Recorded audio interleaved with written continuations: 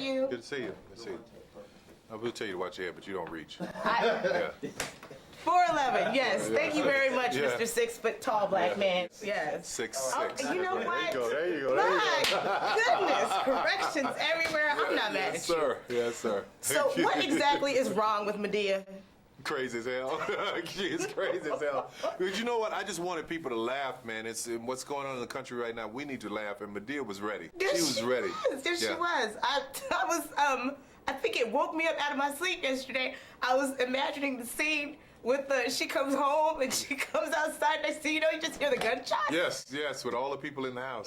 Yeah, she come out of jail and all these people in the house. But you know, Madea does the things that we all want to do, and she says the things that we all want to say, and that's why she's so popular. You know, that's great. I would agree with that. I think that everyone's got this kind of altered. Somebody takes your parking spot and cuts you off. You want to run them over.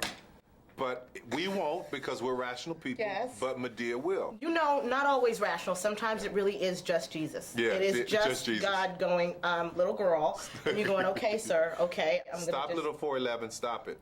You can't beat nobody up anyway. I know, right? How much fun was that? I don't even want to look at that. Are you kidding me?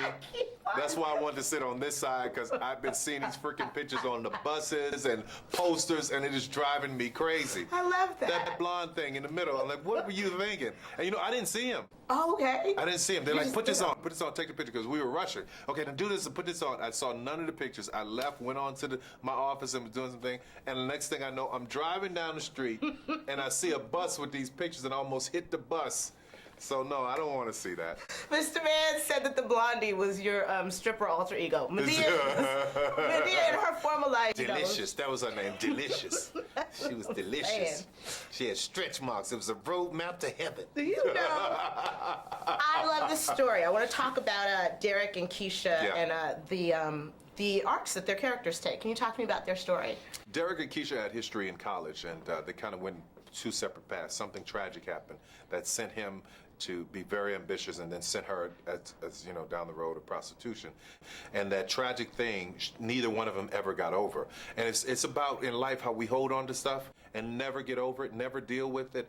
Then there comes a time when it's in your face. Madea tearing up something. I can hear her back She there. tearing up something. She's beating up one of the people. Somebody asked her the wrong question and she went off. But it's about them holding on to it too long and having to get over it. And Keisha was fantastic, and Derek was fantastic in it as well. I would agree with that. Yeah. What made you cast Keisha, considering I just keep going back to Rudy? This is about as far of a departure. Anybody who sees Keisha Knight Pulliam today and says Rudy is a pervert, because you know, when you look at this woman, I mean, she is a woman. She's a 30-year-old, beautiful, grown woman. And she was working on House of Pain with me, and she was so sweet and so wonderful. I said, I want to do something else with her. She was telling me, like, she's been trying to do other things, but people always see Rudy. So it's been a huge blessing, but it's also a curse, you know? And I understand it because people see Madea, and they thought, for a while, that's all I could do. That's why I went to Why Did I Get Married, The Family That Prays, and I wanted to show people, hey, don't get it twisted. There's some other things going on. That's true. You also get to play opposite Madea as well, even in the film. Right. Now, how challenging is that for you to go here and there and there and there? And most of the time, I'm looking at a tennis ball or my stand-in or the body double, so it's okay. You know, I can, but I'm thinking of what I'm going to say as the other character, so it works out. What I want to explore with Derek is I guess I'm thinking about his fiance and what she represented in terms of like the ideal of where you're going versus Keisha, who's almost, you know, what you're trying to forget in terms of the past. Right. And talk to me about that and where you wrote that from. Wow, you went right there. As I was writing, it's just like, you know, I'm going forward, I'm thinking about my future, my life, and what it's going to be. And again, there are things from your past that will pop up and hit you in the middle of your face and go, hey, remember, you got to deal with this. And that's what this movie's about, how you deal with it. You know, forgiving yourself for it. That's the thing, man. Forgive yourself. We've all done stuff. I've done stuff, please. I don't even want to talk about my teens and 20s. Don't want to talk about it. But it's done, you know. I had to forgive myself for it and hope the people that I did it to or did it to me, that we all forgive each other and move on, you know. Tell me about working with the man. Do you keep hiring them over and over and over? Do you just love? I was going to say. I love David and Tam and Cassie and LeVan on House of Pain. You know, on the touring, I met some great, fantastic people. I wish I could take them all, but there were a few that were really, really special, and I wanted to do whatever I could to help them. And listen, those two are real.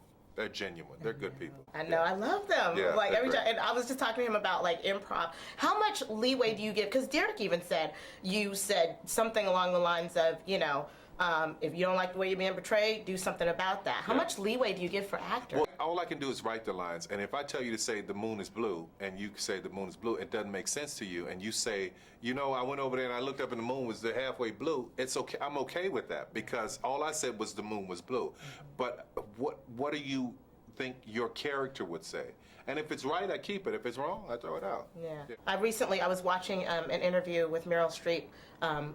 With reference to her character in Doubt, and she was saying that there were things, that little things that she does with her characters where she'll make up something in their past that isn't necessarily in the script, and it services the character. Yeah. How do you direct? When I'm trying to get a scene, if it's a desperate, dramatic scene, then I'm usually a person that this is wrong, but I'll pull some of your personal stuff, like. I watch Derek with his wife all the time, and I know he loves her. Yes. So when it came time for him to cry, I went over and I whispered to his ear. I said, I want you to take this personal. Use your substitution. Don't see Keisha. See, what if this was your wife? The minute I said that, the cameras are rolling, all of that emotion flooded, So you have to be able to use the people and the things around you that you love to be able to get those kind of performances. Well, that definitely worked, because that was quite the performance. Yeah, he and Viola sitting there. Are you kidding me? I'm sitting there on that bench? Yeah. Speaking of which, Miss Viola. No, hey. Taraji. 2. Family of Praise, Madea Goes to Jail. You know what they were nominated for, right? She was nominated for Benjamin Button. Family That Prays. Oh, well, okay. And Viola was nominated for Madea Goes to Jail. And they just didn't want to tell anybody, so they called it Doubt and Benjamin Button. You know what? We're going with that. That's what happened. I'm telling you. I know how they work. Ooh. That's the real story. You heard it here first. Yes. So talk to me about, do you have a whole lot of pride for this? How do you feel about African American actresses being recognized by the Academy Awards in the first place, and if you have any commentary? It's really fantastic. I don't have any commentary about it because what I've decided to do this year when Barack won, I'm not going race anymore. I'm not going race. I'm not seeing things in black and white. I'm not talking about crossing over. I'm not thinking about any of that stuff. I'm just going to see the world and hope that people will judge me based on what I've tried to leave here on the earth and what I've tried to do rather than seeing black and white. So it's great that they're nominated. Did you celebrate the inauguration? You know what? I was sick, but what was so fantastic about it for me, I was in the bed and I sat there looking at his daughters. His daughters were the most powerful thing to me to watch because I thought about 4 little girls in Alabama, and I thought about those 2 in the White House safe asleep that night. That's what moved me more than anything that whole day. I love it. Yeah. I love it. Yeah. I love it. I love it. What are you working on next? I'm writing a new movie right now. Meet the Browns just got picked up for 70 episodes, so I'm working on that. And Congratulations. Thank you. And Oprah and I are doing Push, the movie Lee Daniels directed with Mariah Carey, Gabby, Monique, and Lenny Kravitz, Sherry Shepherd. It's a fantastic movie. Can be a Tyler Perry movie because it's so rough and raw and edgy, but I want everybody to see it. It's going to be fantastic. So see this movie first, then see that. Okay. Yeah. Will do. Yeah, thank you so much. So good to see you.